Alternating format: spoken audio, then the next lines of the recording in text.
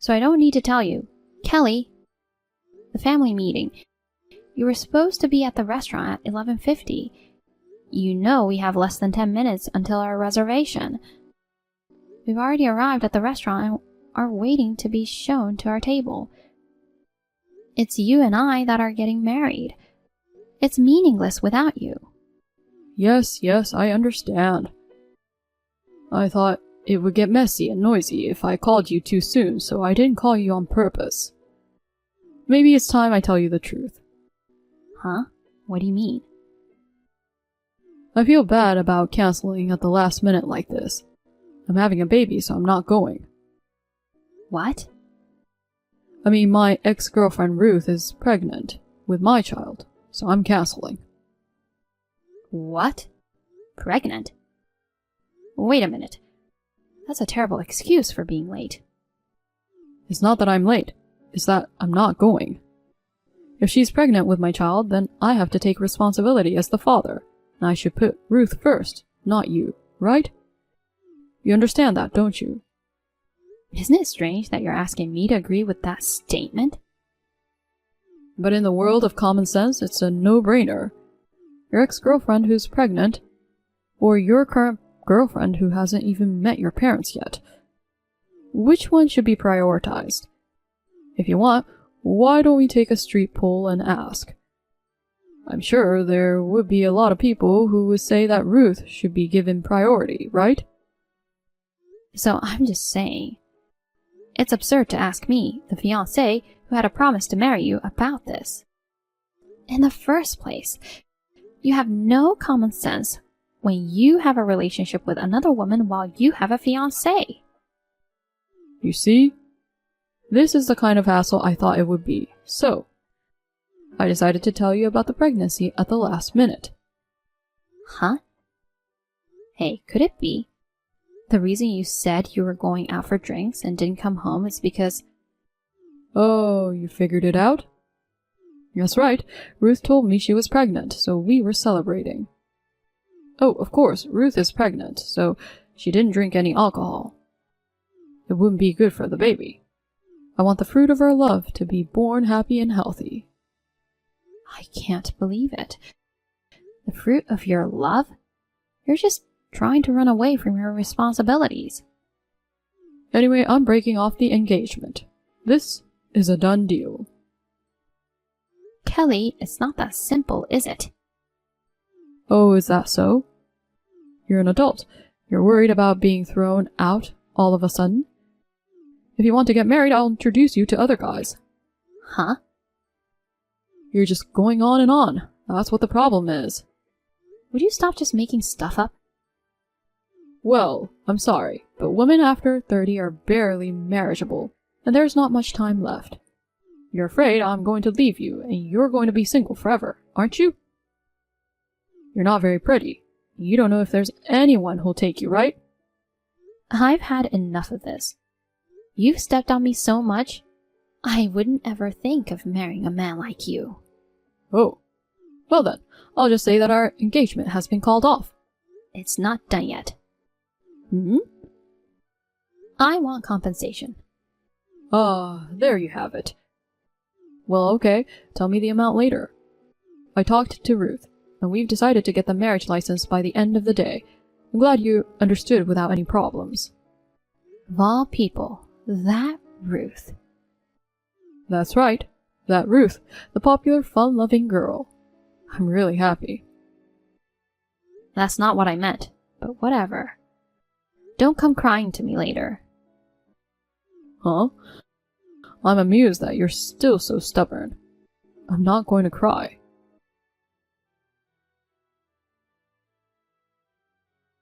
Hey, what are you doing?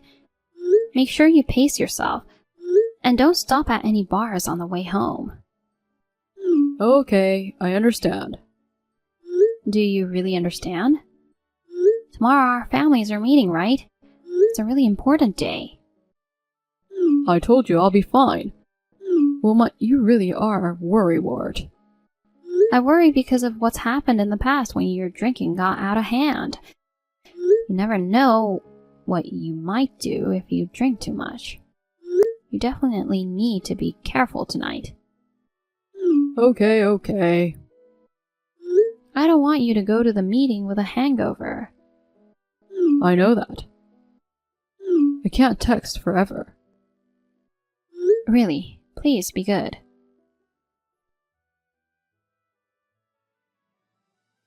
It wasn't my baby. What? Kelly, a year has passed and now what? Wilma. What? You write like you're crying and screaming. That's exactly what I'm doing. Huh? It wasn't mine. Well, are you saying that the child Ruth gave birth to wasn't actually your child? That's right. And the second child was different too. Ugh. How is this possible? Huh? You mean another baby was born after that, but that baby had a different father too? That's right. I was betrayed by Ruth. So it did happen. Huh? What do you mean it did happen? Do you know something? Ruth, she may look like an authentic sunny beauty, but in reality, she has a side that plays around with men. She's always on the lookout for the right guy. So I thought maybe... Oh, come on. Why didn't you tell me a year ago? You know what? Stop writing that way. It's depressing. Just be normal. Oh, okay. So why did you text me about that? Huh? If you just want to complain, spare me. The only reason I hadn't blocked you yet was because I was just checking up on you after the engagement was called off, just in case something happened. I just happened to forget to block you. Huh? So do you just want to complain? No, Bullseye? Then I don't want to hear it, so I'll block you. Thanks for giving me just the right opportunity. Okay, bye. I'll never unblock you again. See ya. Wait a minute.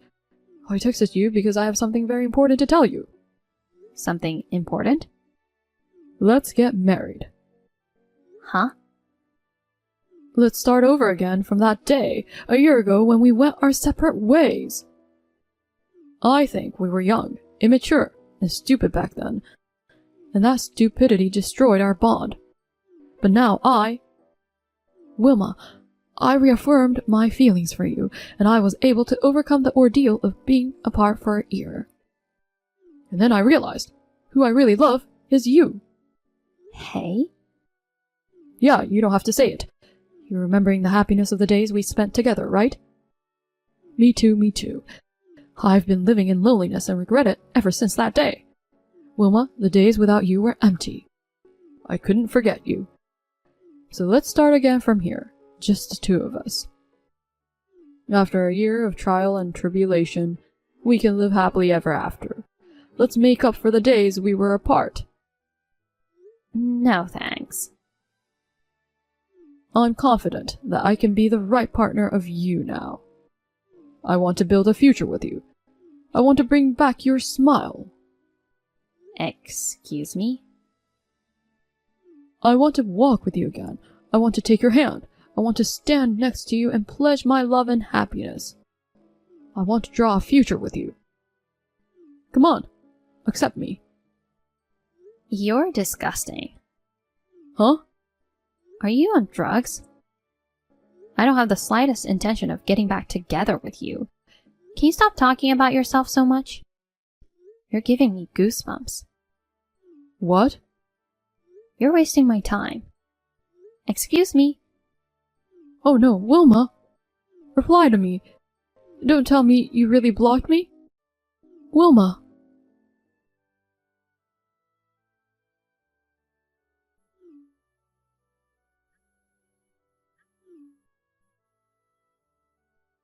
Wilma, why didn't you come out of the apartment? Huh? Who is this? Kelly. You again. I got a new cell number and a new text account. I've blocked you. That's not the point. Why didn't you come out of your apartment? What are you talking about? I realized that my failed re-proposal 2 months ago was due to the fact that we didn't meet in person and did it by text. so I decided to make it work this time, to increase the odds of that happening. I spent 2 months preparing for it. The bottom line is, you didn't come out of your apartment, and the neighbors called the police and made a big deal out of it. I know you're shy, but you could have been honest and accepted my love before it turned into a police matter. So what did you do? You saw what I did. You know what I did. It was a flash mob proposal. Huh? What? Flash mob? You mean the kind where a bunch of passersby suddenly start dancing and you surprise them with something at the end? Yes, that's right. For the past 2 months, I've gone to the trouble of arranging a vendor and getting 50 people for the flash mob. I've practiced a lot to make my re-proposal to you a success. I was going all out to propose to you, using up all the money from my divorce from Ruth. Why didn't you come out of your apartment? Where did you do that? In front of the West Side Apartments, of course, where you live.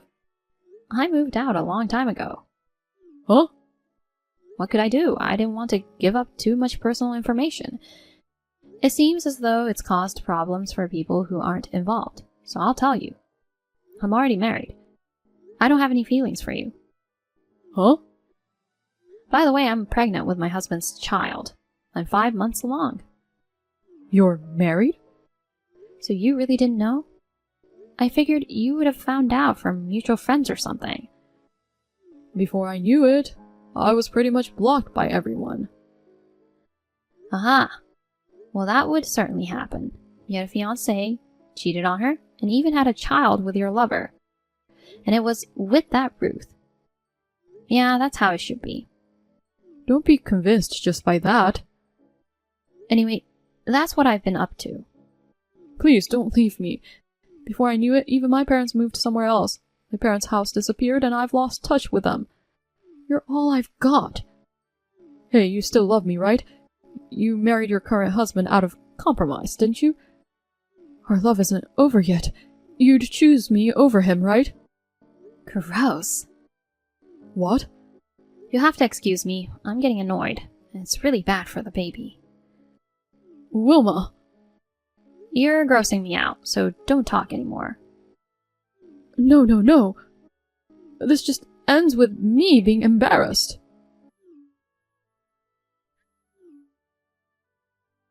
Wilma!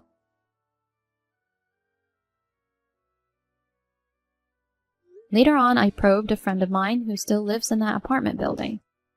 That flash mob fiasco, it was Kelly. I was astonished and laughed out loud. He had done it quite spectacularly. The wreckage of a bouquet of bright red roses, clearly the remains of the Operation Flash Mob proposal fiasco. They were just lying sadly by the side of the road. According to the information that miraculously came to me afterwards, his parents indirectly intervened with Kelly, who quit his job and retreated to his home because of the fiasco, which was so embarrassing. They threw him in a civil engineering company as a live-in worker. They pushed him into a black van that picked him up, crying and sobbing. Well, I honestly don't care as long as he doesn't show himself in front of me for the rest of my life. I have my son safely, and I'm doing my best to raise him now. My annoying ex-boyfriend is gone, and I am happy to live with my sweet husband and my beautiful son. Are Mom and Dad on vacation? Do you know anything about it? Traveling? No, I don't really know. They haven't been home since the day before yesterday. And I can't get them on the cell phone. Did you see what was on the table?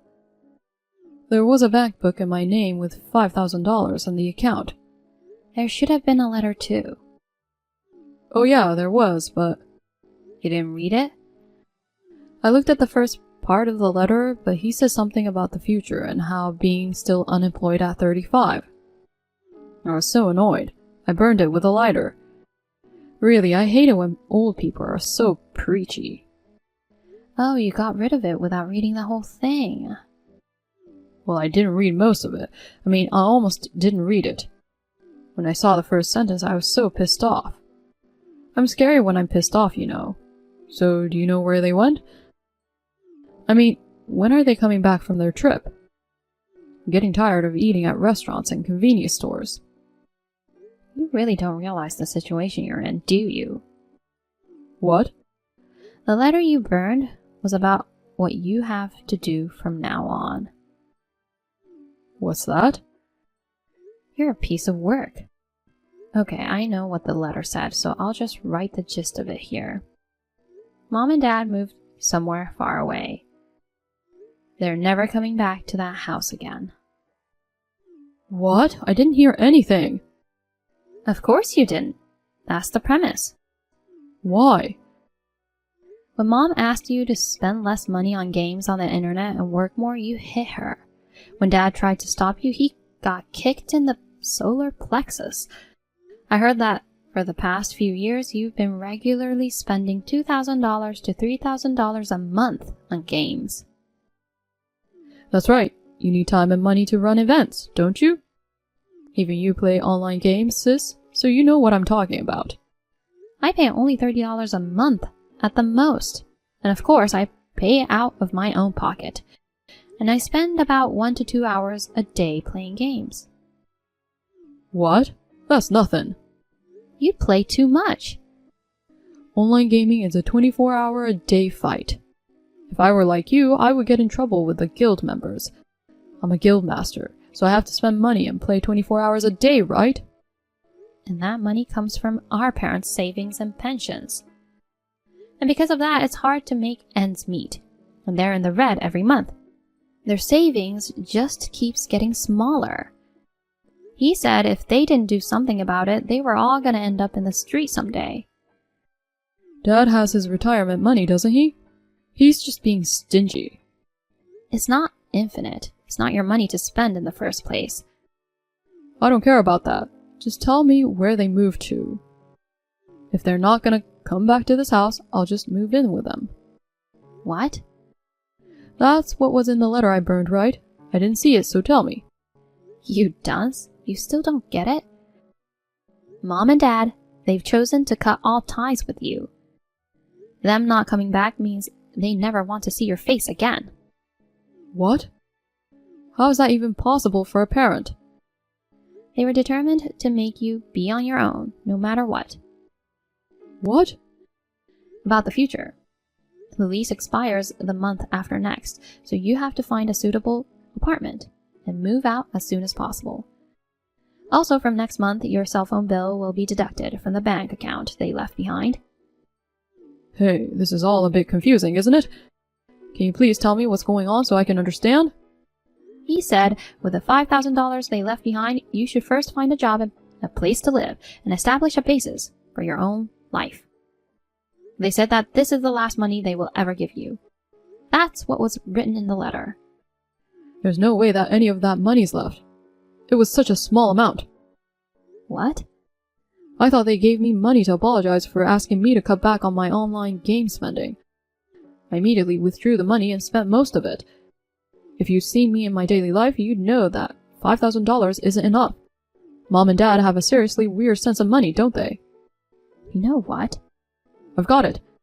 I'll just live with you, sis. Huh? I'm packing up my stuff and heading over there. Set aside plenty of space for me. You're so naive. Huh? I've already moved out too. I changed jobs as well. Huh?